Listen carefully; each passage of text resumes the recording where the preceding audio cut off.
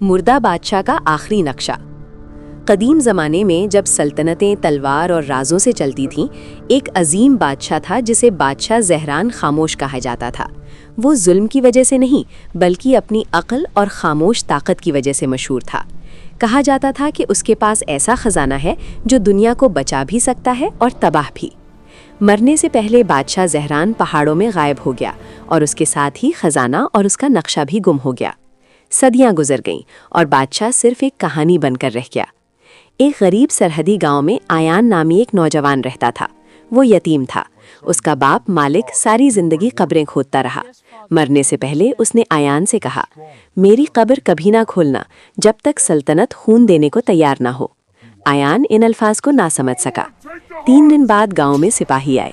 वो घरों की तलाशी लेने लगे। एक सिपाही कह रहा था, मुर्दा बादशाह का आखिरी नक्शा यहीं कहीं है। आयान का दिल कांप गया। इसी रात वो कब्रिस्तान गया और अपने बाप की कब्र खोली। कफन के नीचे मालिक के सीने से बंधी एक चमड़े की थैली थी।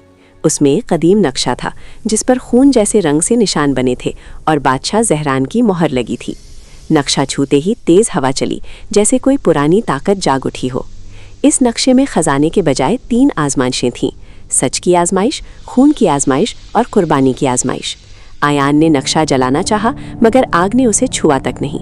अब हर कोई आयान के पीछे था। मजबूर होकर वो नक्शे के मुताबिक पहाड़ों की तरफ रवाना हुआ। पहली आजमाइश में दरवाजे ने पूछा, तुम सबसे ज्यादा क्या चाहते हो? जब उसने भूख से निजात कहा, दरवाज़ा ना खुला। जब उसने कहा, भूले हुओं के लिए इंसाफ, दरवाज़ा खुल गया। दूसरी आजमाइश में उसने दुश्मन को कत्ल करने के बजाय माफ़ कर दिया। ज़मीन ने रहम कबूल कर लिया। आखिरी मकाम पर बादशाह ज़हरान की हड्डियां एक तख्त पर थीं। आवाज़ आई, खजाना सोना नहीं, इंतखाब है। खजाना कदीम इल्म था जो दुनिया को बदल सकता था। आयान ने नक्शा जला दिया और राज हमेशा के लिए दफन हो गया। आयान ने दुनिया को बचाया, कुछ न पाकर। कुछ खजाने मिलने के लिए नहीं होते,